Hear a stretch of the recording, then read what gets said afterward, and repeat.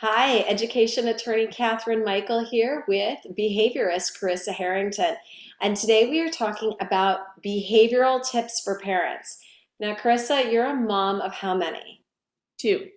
I'm happy. Okay. And you're a behaviorist. Yes. And how old are your kids right now? My oldest Noah, he will be 4 in September, and then my youngest Sophia will be 2 in August. So, having kids that age, I bet you get to deal with a lot of behavior. Yes. Yes. Every day, all day. Yes. And so, as a behaviorist and someone who also has small children as well, what tips do you have for parents for behavior at home, at the zoo, at the grocery store, and even when they're in preschool and kindergarten and you're talking to teachers? What are the best things you think that parents need to know? So I think the biggest thing for me and my husband, even though I do this for a living, it's so different when it's your own kids, is really just making sure you're getting on their level. Remembering that kids have a much slower processing speed than we do. So if you tell them to do something, I always advise to give a few minutes to make sure that they're understanding. My biggest thing that I do with my son is because he's like all over the place, is to repeat what I said to him, give short, concise directives. And if they're older, you can do, 3 steps if you're asking them to do something, but really having them repeat back. And I do this with my clients all the time. You're just making sure they're processing, they're understanding, and then they can complete what you're asking them to do.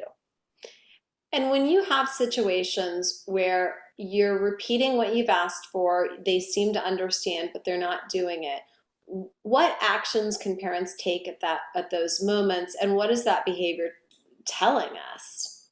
I think sometimes modeling, we forget like how big modeling can be, how helpful it can be when giving directives. My son is definitely a visual learner. So to him, if I ask him to do something, he may not respond or may not do it because he doesn't know how, but doesn't know how to express that.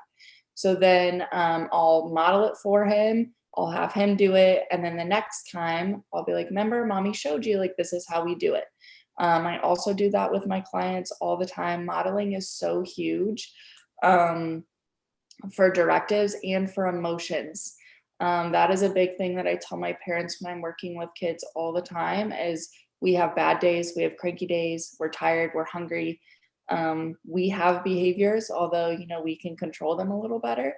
But for kids, it's really allowing them space to express themselves and then modeling that behavior. So if I am in a bad mood and I'm at the end of my patience and I yell at my kid, which we all do, I will apologize and be like, you know what, mommy should not have yelled. And then I see that later when he gets upset. The other day, I was like, he came to me and he was like, mommy, I'm so sorry for yelling. I shouldn't have yelled.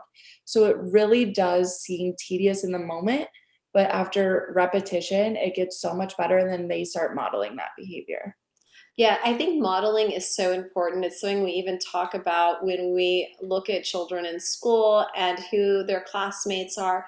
What tips do you have for parents in talking to a preschool teacher, elementary school teachers, if you know that your child may be having some behavioral issues within school? Yeah, so I would be extremely open and honest with your teachers and don't be afraid to tell them what your kid needs. You know your child the best. So if I just told a parent the other day, her son gets very angry and he likes to rip up paper.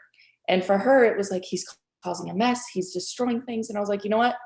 Let him rip up paper. If that is his coping mechanism, make sure the teacher has a little area in her room with a trash can where he can go and she has scrap paper and he can just rip it when he's angry. I mean, if he's not hitting somebody, that's a really good outlet. He's doing it by himself. And I just think telling your teachers what they need and describing the behavior is probably the best thing to do.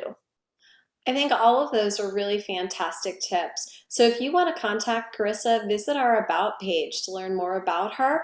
And if you want to see some more videos, join us. We have weekly sessions where parents can join, learn about behavior, have guests like Carissa, find other experts in the field. We look forward to seeing you soon. Thank you.